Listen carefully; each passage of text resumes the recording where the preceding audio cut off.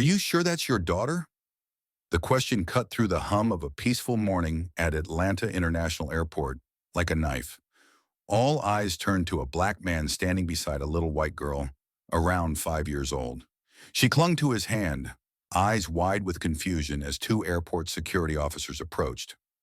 "Sir, we've received a report of a potential child abduction," one officer said, his hand resting near his holstered weapon.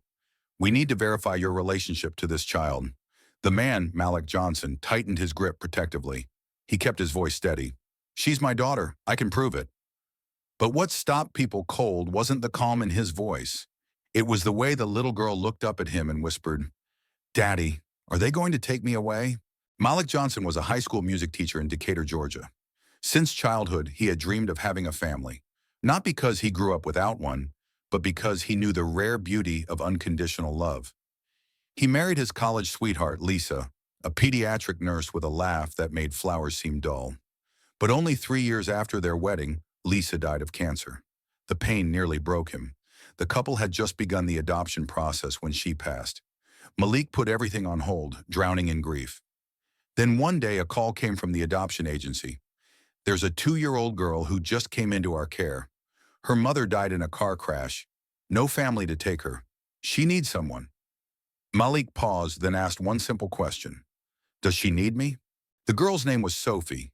Blonde curls, sky blue eyes, and a cautious stare. When Malik walked into the room, she toddled straight into his arms and wouldn't let go. The first few months were hard.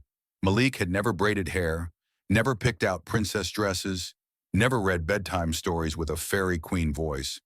But he learned. He failed, laughed, tried again. Sophie grew up surrounded by music, warmth, and the kind of safety you can't fake. He taught her how to play the piano, how to stand up to bullies, and most importantly, how to love and be loved. She called him Daddy from the start. Not Malik, not Mr. Johnson, just Daddy. That day, Malik and Sophie were headed to New York. Sophie had been selected to perform at a children's piano gala. It was the kind of opportunity most parents dream of, and Malik was beaming with pride. They had just passed through security and were sitting at gate B12, sharing sandwiches, laughing about how Sophie had almost walked through the scanner with her tiara on. That's when a middle-aged woman with cropped blonde hair approached them. "What's your name, sweetie?" she asked Sophie. "Sophie Johnson," the girl chirped, swinging her legs. Then she looked Malik up and down. "She's your daughter?" Malik smiled politely. "Yes, she's mine." The woman pursed her lips and turned to the counter. 10 minutes later, 2 security officers arrived. In a side room, Malik was asked to show identification, documentation, proof. He handed over Sophie's birth certificate, court-stamped adoption papers, and school records, all neatly folded in a travel folder. Still, the tone remained cold. A female officer bent down and asked Sophie, "Do you feel safe? Has anyone told you to call this man Daddy?" Sophie's eyes brimmed with tears. She threw her arms around Malik's leg. "He's my daddy. I don't want to go with anyone else." A silence fell over the room like a thick curtain, and then a voice cut through the silence. "I recorded the whole thing." Everyone turned. A white woman in her 40s held up her phone. "I've been watching. This man has done nothing but love that little girl. You should have seen how he wiped her mouth, how she climbed into his lap. And now you're asking her if she's safe?" She uploaded the video to social media that same day. It went viral within 24 hours. Malik and Sophie boarded their flight and arrived in New York on time. But the incident left its mark, not just on them, but on everyone who witnessed it. Malik was later invited to speak on television. When asked if he felt angry, he shook his head. "I don't need everyone to believe I'm Sophie's father. I just need her to believe it."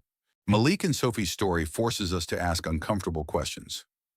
How many times have we judged based on what looks wrong instead of what feels right? How often do we confuse concern with bias, observation with suspicion? Families don't all look the same. Love doesn't wear a uniform, parenthood doesn't have a color code, and sometimes a simple question like, "Are you sure that's your daughter?" exposes more about the asker than the one being asked. So the next time you're tempted to assume, ask yourself, is this really about them? Or is this about me? And if you're still unsure, do the one thing that never needs justification. Choose kindness.